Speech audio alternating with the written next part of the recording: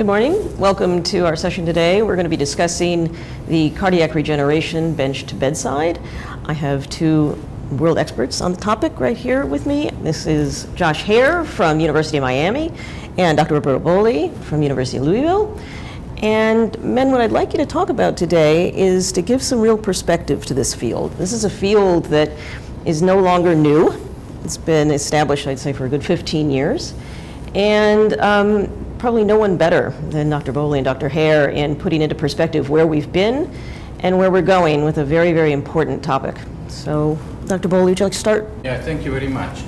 So, we are about 15 years into this new field, and we have learned quite a bit. Initially, we thought that very naively, just by transplanting cells like bone marrow, mostly bone marrow cells or even cardiac-derived cells into a diseased heart, these cells would engraft and become cardiac myocytes and improve function. Well, we now know that although cells do improve function, so I want to stress that most studies find that bone marrow, adipose, cardiac-derived cells, many cells, they consistently improve function in a diseased heart. They do not, most of them, engraft, and they do not really make a lot of new myocytes. They make a few, but not enough to explain the improvement in function. So we now conclude, based on this, that there is a paracrine effect. These cells are there for only a few days, maybe weeks. They secrete something, maybe microRNAs or growth factors, cytokines, which then improve the cardiac function. And the big question is, what is this, factor that they secrete, which is, to my knowledge at least, is still unclear. So I think the field is now moving from trying to replace myocardium with exogenous cells to actually finding out what it is that the transplanted cells are making that allows the heart to repair and to function better after an injury. Okay. Dr. Hare? Yeah, I would echo some of the things that Roberto just said. I think it's important, as the field has evolved, to look at the phenotype of cell-based therapy repair in a broader fashion than just looking at cardiac function. There's been a lot of focus on making new myocytes and including cardiac contraction. But I think we all know that the process that we're treating is a process of ventricular remodeling. In many patients due to scar formation, in other patients due to genetic diseases or other insults to the myocardium.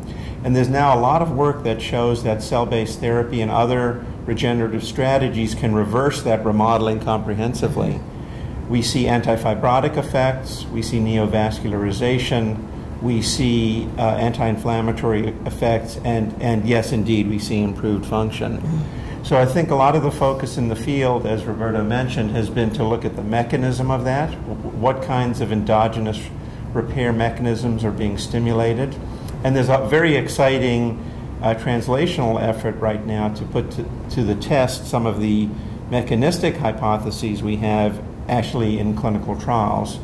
And Roberto and I are both part of the CCTRN network, the NHLBI network, and we're conducting a clinical trial called the CONCERT-CHF trial, which is going to test some of these novel mechanistic hypotheses in patient populations. That's great. Actually, I have a question for both of you. So there's always this question when we take care of patients, and all three of us are clinicians, and we take care of these patients, with regards to the timing of these therapies. All right, so I mean, I know that a lot of the recent trials have been on patients more end stage, is that correct?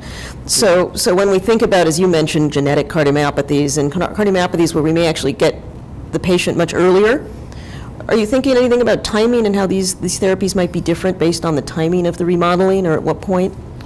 Yes, I can address that. That's a very important question, and the initial hypothesis for the field was get to the patients as early as possible. Right. And most of the early work was done in the setting of acute myocardial infarction to prevent the injury.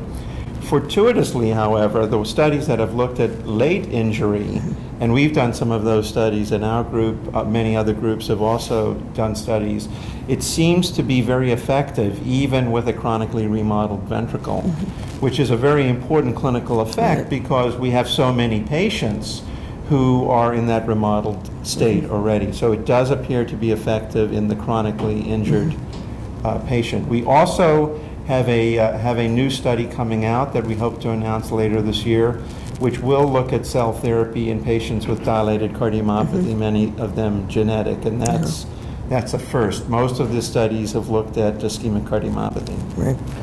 In fact, if you look at the predominance or preponderance of the evidence in clinical trials, the strongest evidence that cell therapy works is in patients with chronic heart failure who have had their myocardial infarction years ago, and now have a scar and a remodeled ventricle. In that population, if you combine all the trials, there is a very clear signal of efficacy for cell therapy. So that's certainly encouraging for the long term. So if you guys wanted to project where you see the field, let's say 5 years from now, when it's a middle-aged field, I know that Dr. Bolli referred to it as new, where do you see us? Where do you project us? Where are we going to be? That's a great question.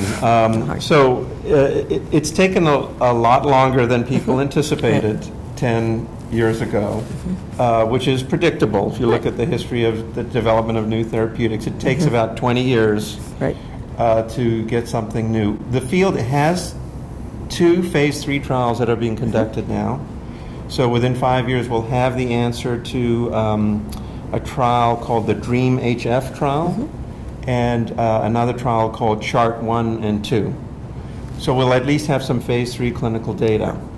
I think my prediction for the future is that the strategies that we're using right now are going to be considered the first passes, and that in the future we'll be able to really refine the cells that we're using by taking real advantage of IPS technology, for example. Once we understand what we really want, we'll be able to take steps in the laboratory to engineer cell types that we think are optimal for the given therapeutic situation, and that may utilize IPS technology or other gene modifications or other types of cell combinations. So you're thinking about even more of a targeted approach, so taking this one step further in a way, is what you think? Yeah, I think we'll see a nice melding of personalized medicine and cell-based therapy in the future. That's great. Dr. Bolli? Yeah, I agree. I think what is remarkable to me is that at the dawn of the millennium, when this new revolution of cell therapy started, we use a totally new treatment that had never been used before, cells. And we got an efficacy signal both in preclinical models and also in humans, without knowing which is the best cell, which is the optimal dosage, which is the best way to deliver it, whether we should give it more than once, and whether we should combine different cells. These are all unknown questions, and yet we saw a signal for efficacy. So in my mind, we are now in cell therapy where we were with antibiotics in 1950. And we had something that was promising, but we had no idea how to treat most infectious diseases. And there is so much that we need to learn, and I think that as time goes by, these things will be resolved, and the cell therapy will become clearly a standard component of our treatment of heart disease. I think it's great. I think a point that I want to make in general is that I think what a lot of people don't realize is how difficult it is to transduce the heart. That in terms of other stem cell therapies in organs that are more regenerative, let's say, there's a real barrier here that we've had to surmount from the very beginning in terms of working within the heart, and I think finally making progress. And it's taken a while, but all good science does.